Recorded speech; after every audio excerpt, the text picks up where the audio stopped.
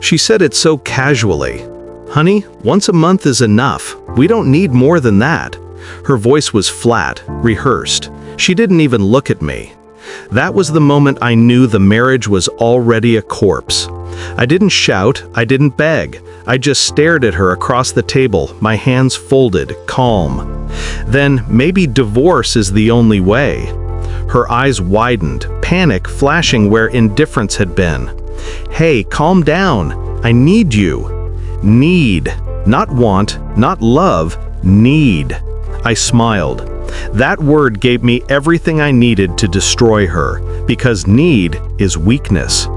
I remember the first time I met her. She laughed too loud, moved like she owned the air around her. I thought she was fire. She told me she loved how steady I was, how I made her feel safe. I believed her. I gave her my trust, my name, my home. But over the years, fire turned to frost. Affection rationed. Excuses piled. Headaches, late nights at work, her phone face down at dinner. She built walls, brick by brick, while still feeding me scraps to keep me tame. For a while, I convinced myself it was stress. Then one night, her phone lit up. A message preview. Just 4 words. "Can't wait for tomorrow." I wasn't supposed to see it. She turned the screen away too fast, smiled too slow. That was the moment my heart stopped bleeding. I didn't confront her. That's what she expected. Rage, accusations, a scene.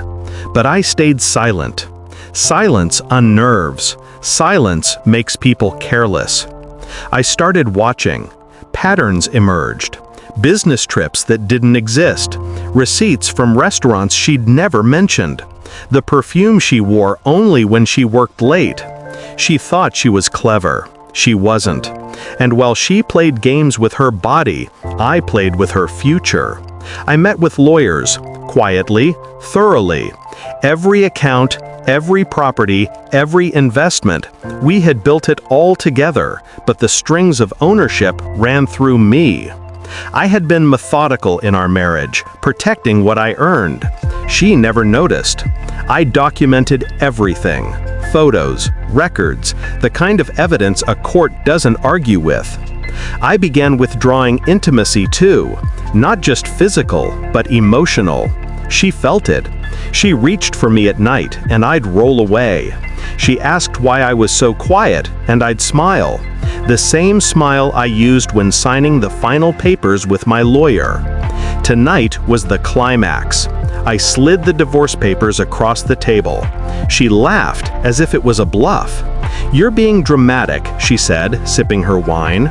I leaned back, calm. "Sign them, or I'll make the details public. Every receipt, every message, every late night you thought I didn't notice. Your family, your friends, even your company will see who you really are." Her hand froze mid-air. The color drained from her face. I let the silence stretch. Let her feel it. "You think anyone will believe you?" she whispered. "They won't need to. They'll believe the evidence. And I'll walk away with everything intact, while you'll be the woman who cheated her way out of the only stable thing in her life." I watched the defiance crumble. Then came the begging, the tears, the desperate, "Please, I need you." Need. That word again. I let her choke on it.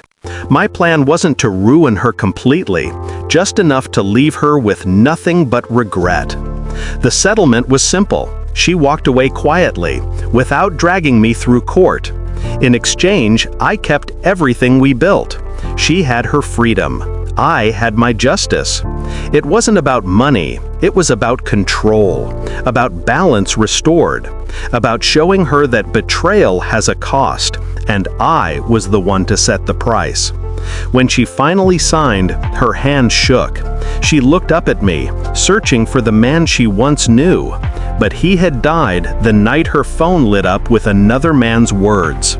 All that remained was the version of me she created, a man who doesn't rage, who doesn't beg, a man who waits, watches, executes. After she left, the house was quiet. For the first time in years, I could breathe. People say divorce is a failure. I disagree. Failure was staying silent while she carved me out of my own life. Divorce was the correction. The revenge was the closure. I poured myself a glass of whiskey, the papers signed and sealed beside me. I thought about her, somewhere in the city, clutching her phone, realizing the man she cheated with will never shoulder the weight I once carried. He won't love her steady. He won't protect her. He won't save her when she drowns. And when she finally understands what she lost, it will be too late. That's the beauty of revenge. It doesn't scream, it whispers. And tonight, as I sip the last drop of whiskey, I whisper back the only truth that matters. She needed me. I never needed her.